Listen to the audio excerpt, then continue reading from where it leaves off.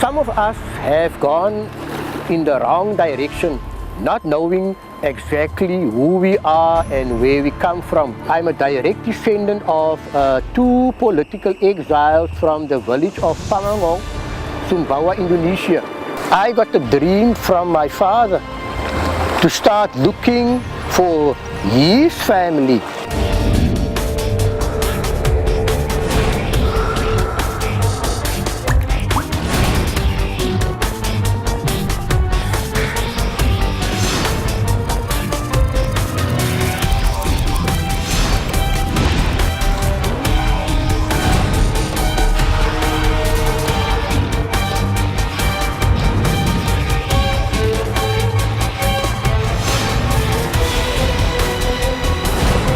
Join me, Elizabeth Marshall, as we take a road trip through the South African psyche, taking you to the edge of society's norms and beyond.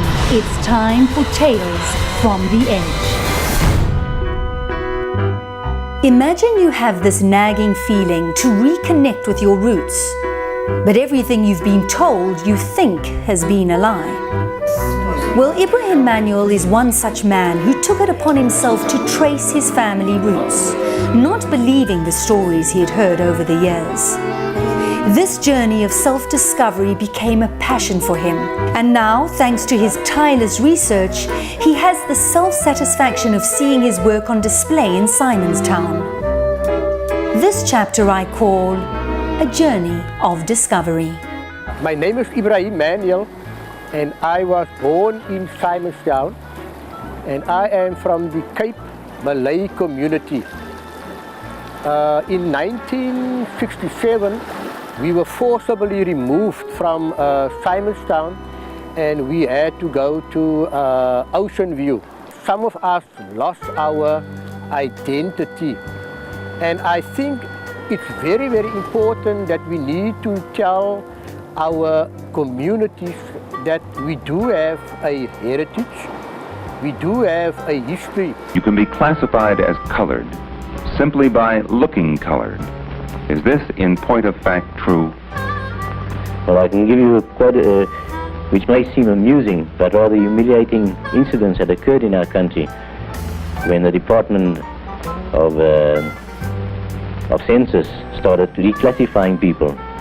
They hauled people with the trams in the mornings out of the bus queues and took them up to the Native Commissioner's office.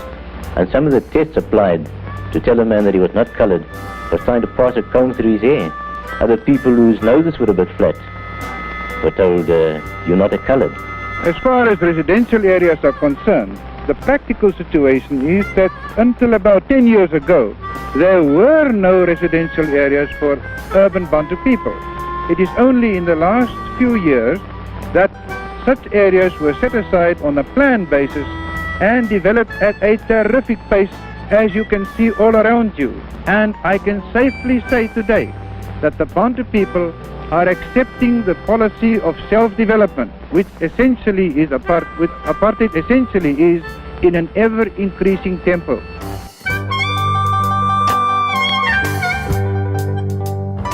We as the Cape Colored and the Cape Malay and the Khoisan and the Xhosa community, some of us have gone in the wrong direction, not knowing exactly who we are and where we come from. The Khoisan were here for over 20,000 years, and when the Dutch settlers came here, they only found the Khoisan community here. And when they could not enslave the Khoisan community, they had to bring in the people from Indonesia, which was the political exiles. And they brought the political exiles sometimes, and in some cases the entire family came, where the perception came about that we are all mixed with the Dutch settlers and the Khoisan. I don't agree with that. He is not trained as an historian or anything like that. It is just somebody that did research because he had the passion for it. I'm a direct descendant of two political exiles from the village of Pangangong, Sumbawa, Indonesia. I worked for the South African Navy. It was a calling for me because I had to relive how the ancestors had to live on a boat, and I could personally experience life was not easy. In 1997, I got a dream from my father to start looking for his family. Ibrahim, soek die kitab en soek jou familie. And it came about, my father passed on in 1992. I got this spiritual dream from my father in 1997, indicating that I must start looking for a manuscript. I must start looking for the family, the names, etc. He was one of the first people here in Simonstown that I know that actually went so far as to go to Indonesia to search for his roots. It actually started with his aunt giving him a kitab, that is a religious book. In there it said this kitab belonged to Imam Abdul Karim, who was the son of Imam Abdul Jalil, who was the son of Imam Ismail of Sambawa. All of a sudden, he realized, I come from a place called Sambawa. That's where my roots are. He came to me and he asked for the whatever I have of my father, because when we came to Ocean Youth, then I brought all the possessions of my father, his documents and kitabs and whatever he had, and then he went through all the kitabs and he saw this written that the original ancestor is from Indonesia, Sambawa. And when I started looking into my father's cupboard, the first things I came across was publications that was passed on from my grandfather, and I wasn't sure what it was all about, but what I read was about political exiles that were incarcerated, and within 6 months I was able to gather enough information for me to compile the history. And at night, when I looked through all the historical facts, I was very sure that there was a brother, there was a family on the other side. Being a seaman, when I saw the names, Ismail of Sumbawa, that immediately made me, I had to go to Sumbawa. Eventually, I met with the South African Malayu Society, who put me in touch with an Indonesian by the name of Haryadi Suhada. He was in South Africa, in Cape Town, for 6 months. I took him to the Kramat where the ancestors buried.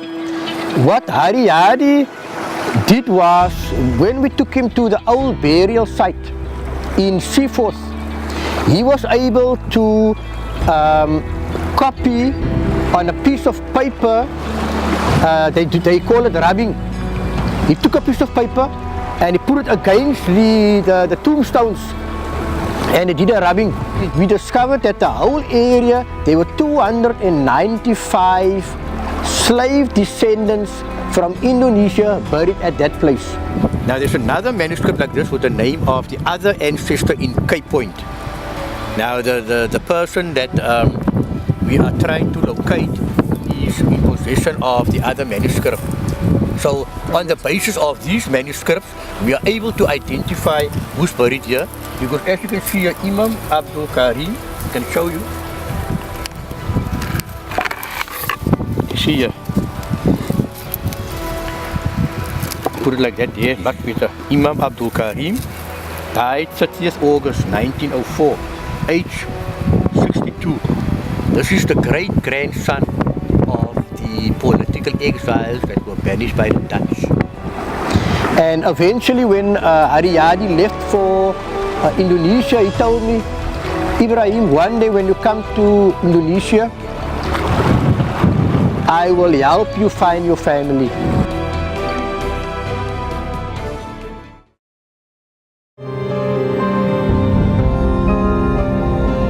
Ibrahim knew that he had to somehow find his way over to Indonesia to really answer the questions of his roots. He took a job on a sea vessel that was headed first to the States and then to Jakarta, and worked his way over on an arduous journey. We arrived in Jakarta on the 5th of August. The South African ambassador, they were at the airport, and also the translator, Haryadi. I took the manuscript to the top academics. They could read the Malayu, they could read the Arabic, but they could not read the inscriptions that were written in red. All they could tell me, your family wrote in a very strange language. They could write from right to left, left to right, reverse writing and mirror writing, which they don't understand. And then they told me, Ibrahim, rather go to the island of Sumbawa, because we are unable to help you. Ibrahim's journey took him to the remotest locations on the island of Sumbawa. At times wanting to give up the seemingly insane thirst for knowledge, he persevered and ultimately arrived at the little village he was told to go to.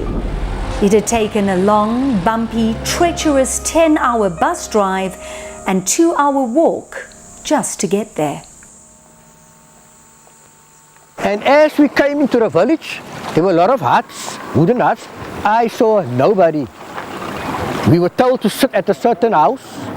We sat on the veranda, and they said they're going to call the leader of this community. And as we waited, I saw in the distance a person coming along with a lungi and with this they call it a roll. And as I looked at the person, I could feel something very special, that the person coming along that jungle path looked exactly like my father. And as he started talking, I could feel I couldn't understand what he was saying, but I had a feeling he was telling what happened 250 years ago. Because the kitab that Ibrahim had and that they had was correspondent. And they took him to the grave up in the mountain where the original, where they came from. And then, and as he said, as he touched the grave, it started to move. And so he said, that proves that you are the original great-grandson of this Abdul Ismail. Ibrahim was ultimately given what he came for. The story of how his ancestors made their way from Sumbawa to Simon's Town. Our family were called the Dia family, and there were two brothers. The family was getting together one evening for a meeting. But unbeknownst to them, the Dutch were about to infiltrate their family meeting, posing as friends, not foes, to capture these so-called insubordinates and take them as political prisoners to South Africa.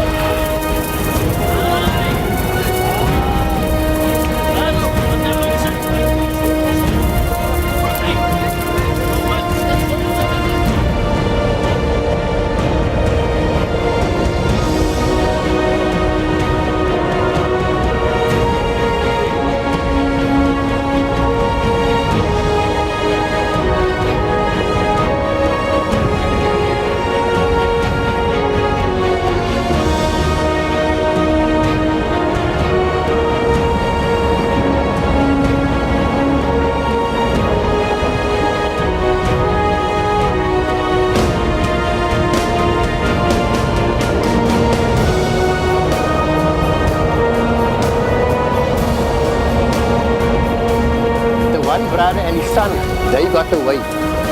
And the other brother and the other son, that is where I come from. And they were banished by the Dutch on the island of Sumbawa. From there, they were taken to the bigger boat, the Dutch boat. And his family that were left behind, they observed and saw everything of how they were taken away. Times were very hard for them on the ship. They traveled from the island of Sumbawa to South Africa, and it was horrendous, it was difficult under the circumstances, because if you travel from from Indonesia to South Africa, it took them about 6 months.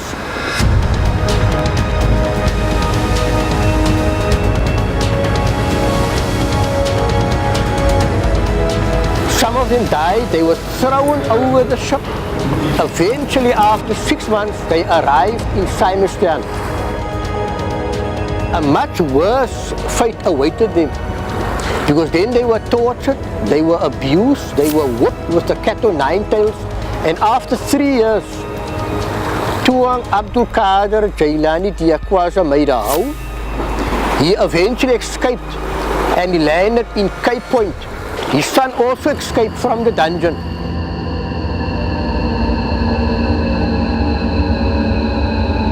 Then in 1758, another 17 escaped from the same dungeon. A similar way also by boat, and they all landed in Cape Point. So at that time, 1762, there was a huge Cape Malay community living on the farm in Cape Point. They worked for the farmer, and he actually accepted them. And that is how the people from Simonstown came to be about the Cape Malays. They are directly descended from father and son that lived in Cape Point.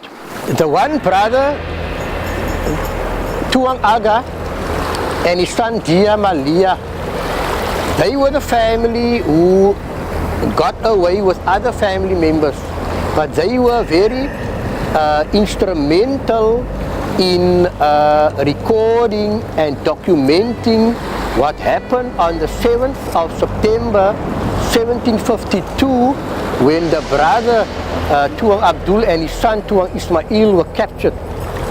They recorded everything that happened, and the father Tuang Aga, the brother, also made a prophecy that one day his brother's family is going to come and look for them.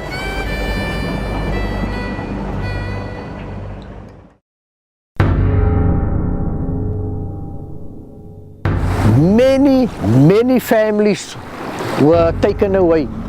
Everybody came to ask questions. I wasn't able to answer all of them. I told them that I feel so emotional, I need to go, and they need to show me where are these people buried. And eventually they said, no, you are too tired, you need to take a rest. And only the next day they were able to take me to the brother, our ancestors' brother, the one who prophesied 250 years ago. Eventually they took me to that grave. And there are many graves, and each and every family member recorded, documented. They had the oral history, and I was actually the person they were waiting for. The Cape Malays are becoming very much aware of their heritage now. You know, we were always suppressed and made to feel inferior. And now we are aware that we weren't all just slaves and we didn't just come from nowhere. We had a heritage of our own, a culture of our own, a land of our own, and we were brought here. But we were made to feel inferior, and everybody wanted to know about their white roots, but not about their black roots. When I came back, there were people that did not understand that these people were not ordinary people. They were not slaves. So when the people long before me did the research, the academics and the historians discovered that I came back in December after 4 months. I spoke on the radio and people phoned me telling me, you're talking nonsense. I mean, when he started it, nobody was doing it. Nobody came forward and wanted to do the research. And all of a sudden, once he did it, then people, people are people. They're never satisfied with what you're doing. Some of the academics were very supportive in what I was doing and in tracing our roots. But there was some that was skeptical. And eventually some of them got funding whereby a book was published with that story. And a lot of people afterwards started believing in me. As I've said, there were a few researchers who didn't believe the story, and eventually I just sort of ignored them. There was no access to the manuscripts. And I think that was whereby the Cape Malays never granted access to any person, any academic. Here I'm sitting with all our manuscripts. I was allowed access. I'm not an academic, I'm not a historian, I'm not a researcher. How is it possible people could trust me and not trust them? Ibrahim brought all his cuttings and things to me while he was going overseas, and then I started this museum. As I said, I belong to the Simonstown Museum. They were prepared to give me a room to do the history of the Cape Malay. But I could never do justice to our culture, our traditions, our religion in one room. So I said to them, no, I've got the space here at my house, let me do it here. And we started this museum. Our history is now currently at local, provincial, national and international level on the basis of the most authentic proof and evidence. And there's no doubt about it. We have proof, we have valid documentation, which was confirmed in 1999 already. And we are telling our story as we are supposed to do it. My research has shown that genealogy is not always a journey that many want to make. But Ibrahim has proven that as long as there's a passion for knowledge, it can be a journey of discovery. A peace of mind, empty space of endless time, a faith we keep, a path we choose, did not travel without solitude. The light we see, for heaven's sake, the meaning of the breath we take, the voice we hear, the times we pray for hope and fear, in the silence of our solitude.